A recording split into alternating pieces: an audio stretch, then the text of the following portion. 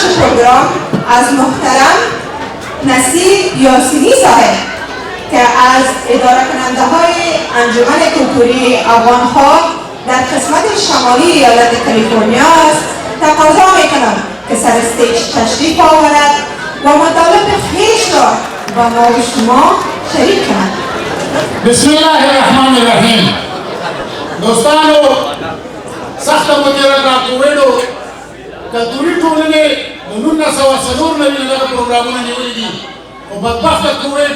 دغه 2 کاله په موږ انتظار وایسته خو نن څه مزه شته خوند شته که نه شته ښاغلو راغلو مېلمنو سلامونه نیکې هیلې زما او د ټولنې له طرفه چې تاسو د نوي ځایونو راغلي یاستئ زموږ داسې دوستان شته چې د نیویارک نه راغلي دي د ورجینیا نه راغلي دي د ټکساس نه راغلي دي د اریزونا نه راغلي دي د اورېګن نه راغلي دي او په خاصه توګه د ساکرامنټو او لاس انجلس نه راغلي دي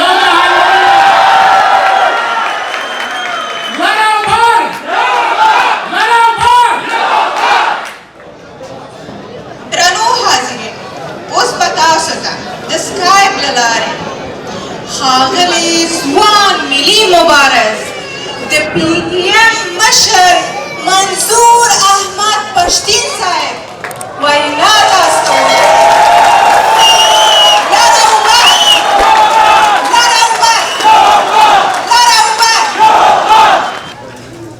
بسم الله الرحمن الرحیم.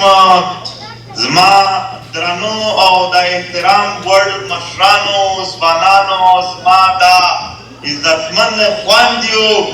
ماشومان ټولو ته د زړه د تله سلام کوم. السلام علیکم ورحمة الله وبرکاته. د ستړي مه شئ خدای دې وکړي چې سفر مو روغ تېرېږي د خپل وطن نه لرې ژوند ته په امریکا هم دا سفر دی. موږ او تاسو افغانان یو افغانان د خپلې خاورې سره د خپل وطن څخه تر ټولو زیاته مینه لري. زما محترمو په جنګ کې خو موږ وګټله خو په سیاست کې بیا په وخت کې زموږ نه کیسه لاړله برنګی چې په دې پوه شو چې په طاقت باندې په زور باندې زه افغان قوم نشم ماتولی ده به ما ماتوي نو بیا دوی پالیسي دا جوړه کړله چې ډیوایډ اینډ رول چې تقسیم یې کا او بیا په باندې حکومتونه وکړه.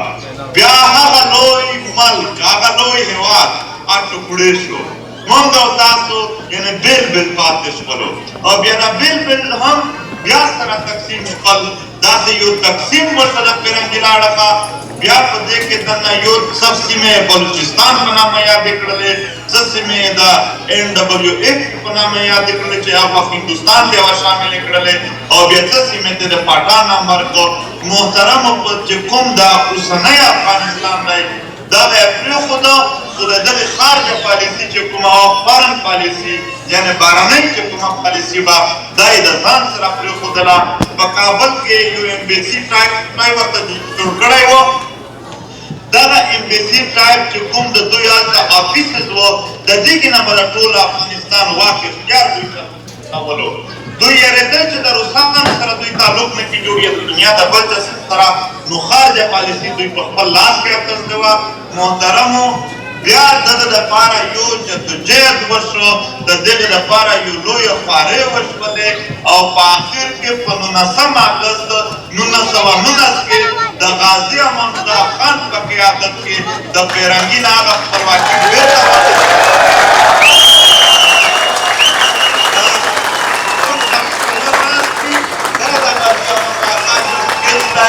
نو دغه یو لنډ تاریخ و د هغې وخت د هلې ځلې چې څنګه د بیروني قوتونو په افغان خاوره باندې یو دلته خپل زورواکي کوله یو بلواکي یې کوله خو د دغې خاورې او د دغې وطن دا عام ولس چې کوم هغه ورته کمزوری ښکارېدو. مشرانو او ځوانانو زموږ باندې یو خبره یاده ساتئ زموږ او ستاسو په وطن باندې او رنګ راغلی دی بېرنګ راغلی دی د دنیا زورور او زورور راغلي دي. دوی ته موږ ورته کمزوري ښکارېدلو ځانونه ورته مضبوط ښکارېدل. نن دوی زموږ په خاوره نشته دی موږ نن هم په خپلې خاورې آباد یو د دوی یوازې هډوکي پاتې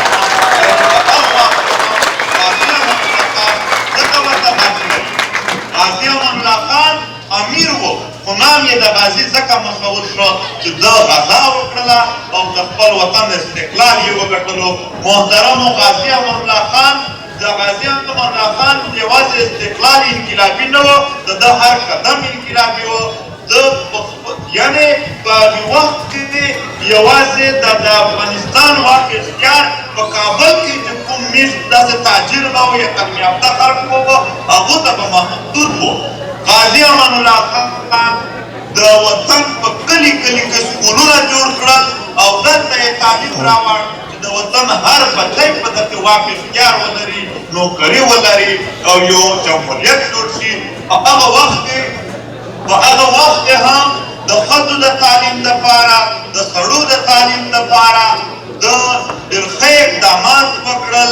بیا یې دلته یعنې په 1925 کې په کابل کې د ښځو هسپتال جوړ شوی و. وبښئ دا د غازي امان الله خان ډېر زیات دلته اصلاحات و، خو بیا دلته فرنګین هغه نه زغمل کېدل. دلته په یو شکل کې په افغانستان باندې دننه خلک پیدا کړل او د هغو خلکو په ذریعه باندې د غازي امان الله خان هغه نسکور کړو چې کوم د ده سلطنت و، د ده کوم نظام و، هغه یې نسکور کړو. محترمو هغو نفس تر اوسه پورې بیا جنګونه دي. نن هغه کابل چې ده په 1925 کې د ښځو هسپتال لرلو او هغه پاکستان چې په هغه وخت کې د سر ټول هم نه و، نن د هغه ځای خلک هسپتالونو ته دې خوا مجبور شي. ولې چې هغه جنګونه دي هغه د فرنګي پالیسي چې فرنګي دلته د بغدادي پیر په یو ناول نصیر احمدي لیکلې ده. زه به د افغان وطن د پښتون وطن هر خور ورور ته دا ریکمنډ کوم چې هغه دا ووایي چې دلته لږ پاته ولګېږي چې په دې وطن باندې په کومو دسیسو سره یو حمله کېدله. نو محترمو د هغې وخت چې د فرنګي کومې پالیسۍ وې په کوم شکلونه کې وې او په بل طرف باندې د وطن د بچو له اړخ چې د غازي امان الله خان کومې پالیسۍ لګیا وې تر نن ورځې پوره د هغو دوو پالیسیو په منځ کې یو جنګ لګیا دی، یو مقابله لګیا ده. تر اوسه پورې هم لا د افغان په خاوره باندې هغه قوتونه چې د افغان وطن د نړۍ یو لوی قوت جوړول غواړي او یو جدید ریاست چې جوړول غواړي د هغو په منځ کې او د هغو په منځ کې چې څوک یې دندو ته پرځوي او چې څوک یې لاندې پرېوتلو ته وایي. هغه په وخت کې اوس هم لا مقابله ده او دا مقابله به انشاءالله موږ او تاسو ګټو. خپل وطن به جوړوو. دا حقیقت دی چې دا د خپلواکۍ دا د استقلال د ورځ لمانځل دي. محترمو د استقلال ورځ لمانځل یوازې هغه ورځ لمانځل نه دي، بلکې د خپل وطن سره، خپلې خاورې سره، د افغان وطن سره د وفادارۍ تجدید کول دي چې موږ بیا خپله وفاداري ورته تجدید کړو، بیا یوه نوې وفاداري اعلان په دې ورځ وکړو. موږ به هر کال په دې ورځ باندې د خپلې خاورې سره، خپل وطن سره چې کومه وفاداري ده د هغې تجدید کوو. محترمو د خپلواکۍ ورځ موږ ته سبق راښایي چې آیا موږ د هغې وخت چې کومه مبارزه شوې ده په هغه باندې ویاړ موږ ځکه کوو چې دا زموږ د خپلې خاورې د خپلواکۍ دپاره شوې ده. نن هم وبښئ افغانستان په داسې حال کې دی د ښځو تعلیم یې نه دی آزاد. دا 3 رنګه بیرغ چې 100 کاله تاریخ لري دا نه دی پکې آزاد او هلته یو سفیر ناست دی او هغه فاطمه کوي په کابل کې. نو محترمو نن هم یو جدوجہد پکار دی چې د خپلې خاورې د خپل وطن چې په څه شي په کومو بنیادونو باندې ترقي کوي چې د هغو دپاره کار وشي. دلته سپین ږیري ناست دي، ډېر عالم خلک ناست دي، ډېر پوه خلک ناست دی، هغه به تاسو ته په تفصیل سره خبره کوي. خو زه د دغې وخت په مناسبت سره یو اپیل کوم او هغه په نړۍ کې چې چېرته هم پښتون افغان ناست دی دا هغو ټولو نه دی. دې زموږ قامه دا نړۍ تاسو یو کولو ته نه پرېږدي، دا موږ پاسلي ساتل غواړي، دا په هر حق ځای باندې دماکه کول غواړي، یعنې بازار، یعنې جومات، یعنې بل هغه ځای چې موږ راټولېږو چې دا وماتي، دا ځای ته تللی چې هلته دماکې وکړي. هره خبر نه پرېږدي، دوی هر هغه فرد نه پرېږدي چې کوم ته نه خلک محترمو د راټولېدلو نه دغه قام دی خاطر کول غواړي تاسو په امریکا کې اوسېږئ زموږ لپاره دا وي چې د افغانستان د حالاتو نه تاسو ځان بېل شمار نه کړئ د وطن په مینه نه خوږه مینه په دنیا کې نشته دی د وطن مینه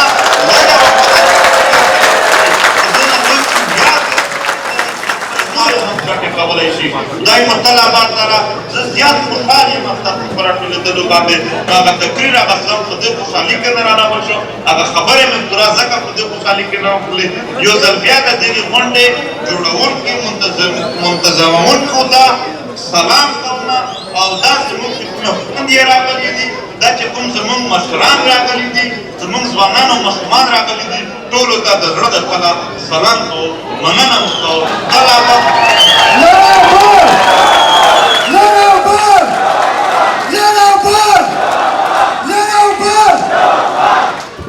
شاعر مبارز شاعر شاهد سادات صاحب څخه هیله کوم چې سټیج په سر راشي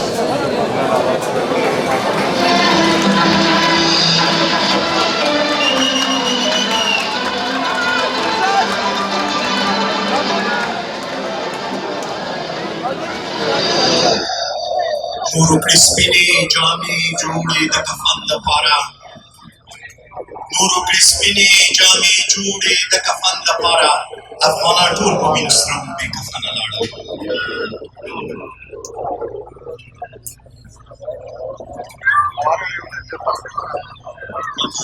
منصور او د منصور لاره د لار د اتلانو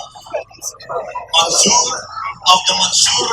لاره د لار د اتلانو که ژوند د ملت غواړي نو تېرېږي بلسان د خیریان کې خپلواکي وایه چا چاته ده ورکړې خیرات کې خپلواکي وایه چا چاته ده ورکړې که ګډ شي ازادي د مال او وخت او سر د زیان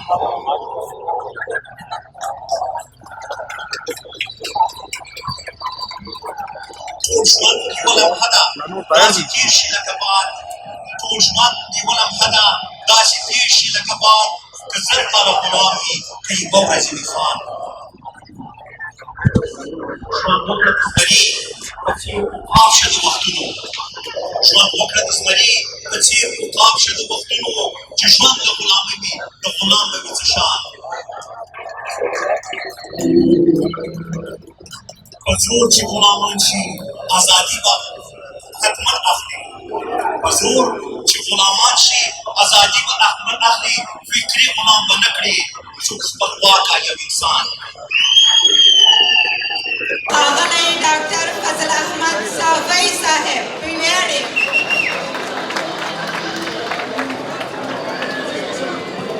ښاغلی عبدالعزیز نصري صاحب په ویاړې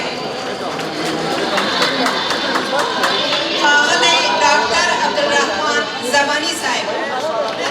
اوس دلته نشته نو تاسو ډېره ورته من ورسوئ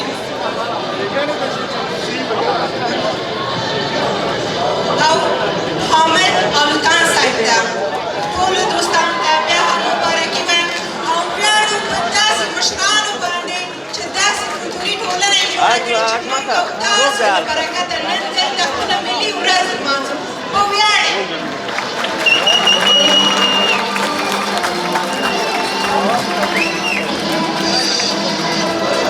زه خپلې درنې خوږې پیرزوینې تاسو ته وړاندې کوم او د افغان کلتوري ټولنې د مشرتابه نه او د ټولو غړو نه د زړه له کومې مننه کوم چې په دې شانداره غونډه کې ما ته هم بلنه راکړه دلته لیکوالان شاعران ټول ادیبان مشران ټولو خبرې او خپل پیغامونه تاسو ته وړاندې کړل زما یاد هم یوه خبره راغله چې غواړم دا خبره تاسو سره د پیغام په توګه شریک کړم زه د افغانستان په اړوند باندې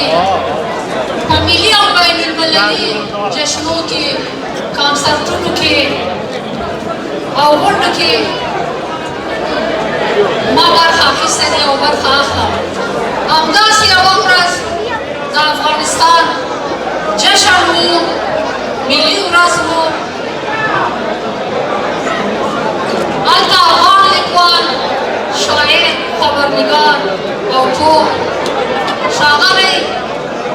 زرغونشاه شینواري په خپلو خبرو کې وویله چې ارمان دی د ازادي ساتونکي یا میراثخواره د هغه قیمت نه سم خبر وای په کومه بیه چې خپلواکي اخیستونکي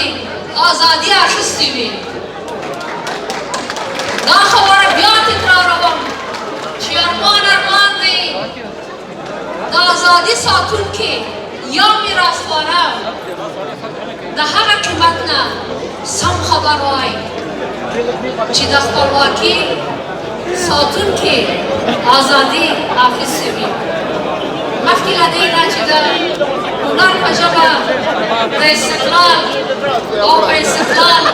مین ولس سره خبرې وکړم، زه خپل ملت ته، هغه ملت ته چې د دنیا هرې لوړې وار په وار یو راټیټ کړ خو خپله راټیټ نه شو، سلام کوم. بیا هم افغانستان د استقلال د 103 کلیزې مبارکي تاسو ټولو ته او د افغانستان ټول خواړه ولس ته د زړه له کومې وړاندې کوم. ژوندی دې وي افغانستان، مړه دې وي د افغانستان دښمنان.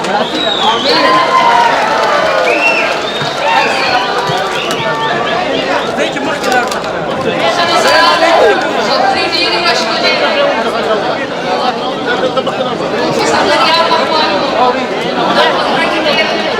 د خبرو او د منګل صاحب خبره بوډا سي.